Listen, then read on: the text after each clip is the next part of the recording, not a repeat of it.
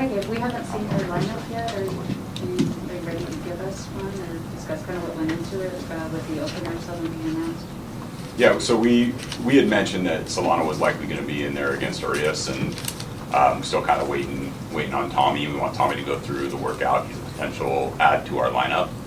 So before we have that squared away, it seems like it makes sense to wait a little bit. Question? Quick. Yeah, Dale? Yeah, Gabe, were you surprised by the Dodgers' pitching change? It's understandable. I don't think it was unexpected. Certainly, changed the way we were thinking about today's game, but nothing out of the ordinary. Without seeing your lineup, Gabe, are you likely to flip over and start your left weight in your scrum specifically? Or are you going to stay with your righties the way you were talking about yesterday?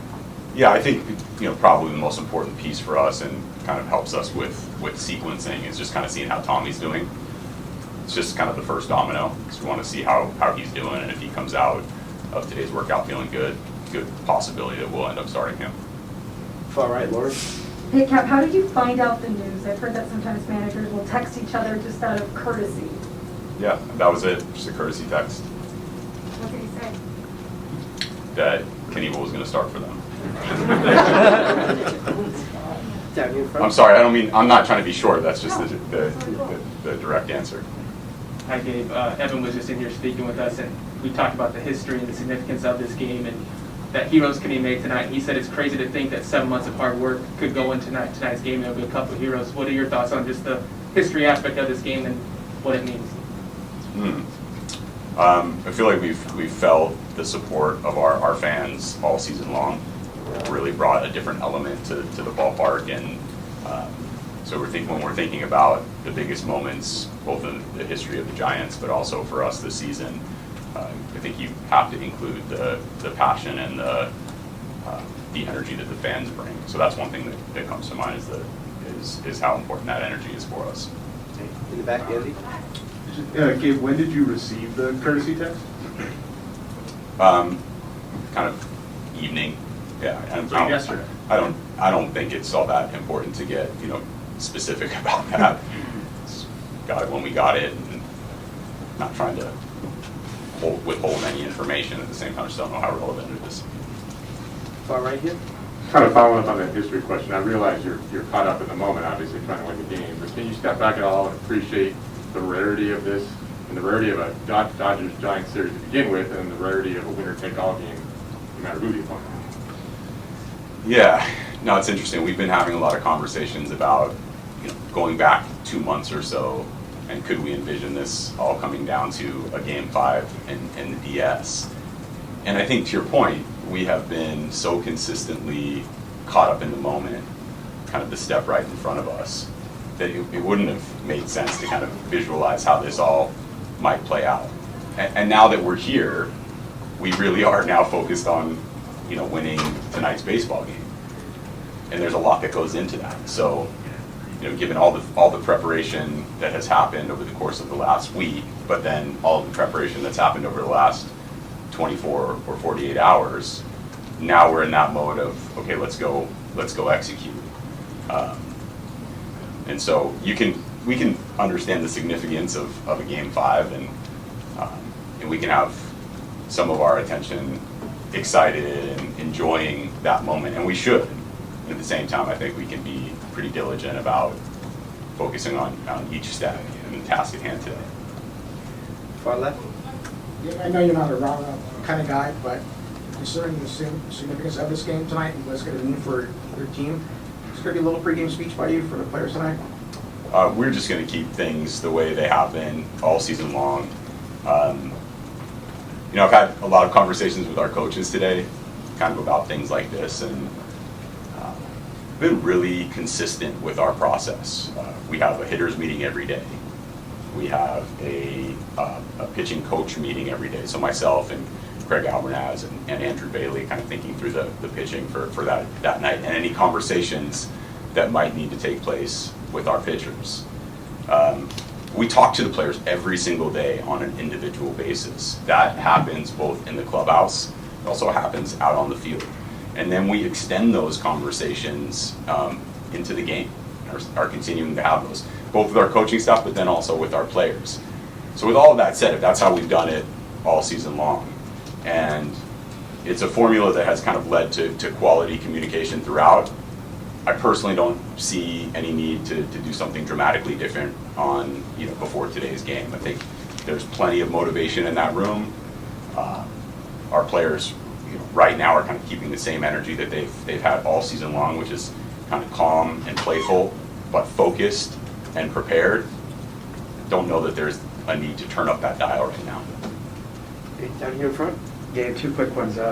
With the Stella decision, you've had to take him out of some games early because of the Achilles. So would you start him if he is feeling it, like you said, but then remove him at some point when they do inevitably switch to Uris? And then you talked about after game 4, maybe having Kevin or Alex Wood ready to go in this game. What was the conversation with them today? Is that still part of any of your plans, or are you going to hold them for potential game 1?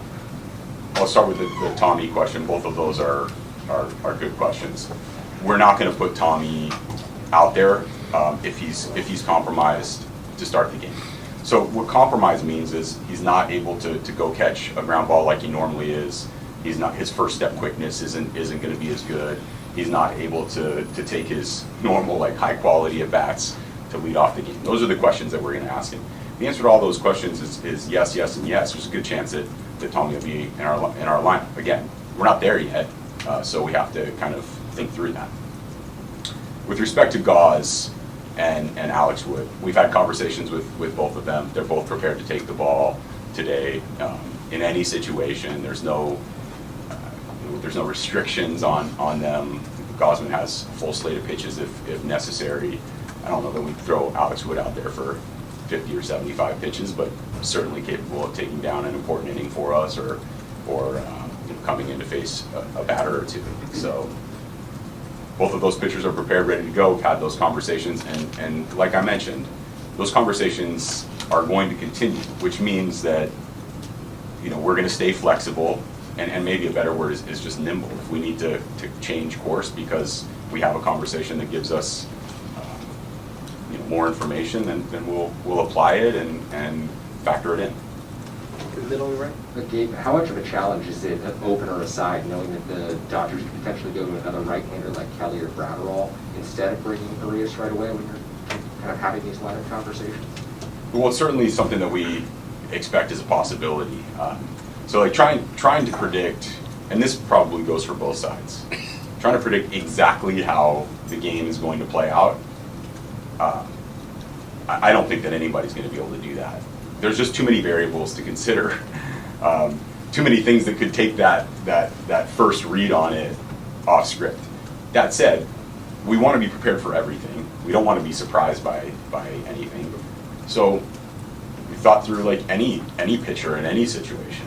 I don't think there's going to be, just like us, like we're not going to put restrictions or limitations on our guys. I don't think they're going to do that either. We've talked about this over the last couple of games, but they do know us well. They know our personnel well. We have a pretty good understanding of their personnel and ideas and strategies. Now it's just like watching the game play out and reading and reacting to what the game presents us, and I think they're probably thinking the same. We're going to go back to Dylan. Gabe, sorry to ask about that text message again, but Shocker that you're asking about it again. Did that come from Roberts, or did that come from someone else? Yeah, that came from Dave. We have that good quality relationship where we'll communicate about stuff like that, and oftentimes bench coaches also communicate, so that's not unusual. And I think in this particular case, Doc felt like it was the right move to send me a message directly, and I would do the same.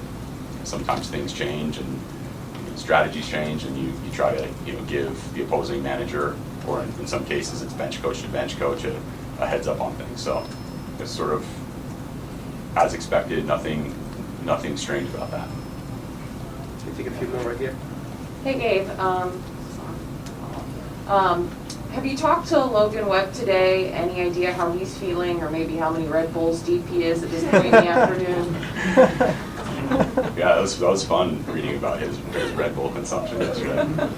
I think it was Danny was where's Danny?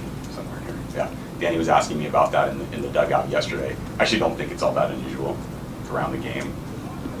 Red Bull's like, for many, well, let's take Red Bull, I would just say like energy drinks. Energy drinks are very similar to coffee for these guys. I mean, I drink a coffee that's like really big during the day, and so I'm sort of dependent on caffeine to some degree as well.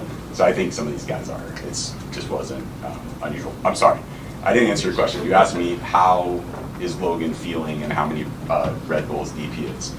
I don't know the answer to the second question. I do know that he's feeling prepared and ready and physically in good spirits, good health. Can we take the last one? Yeah.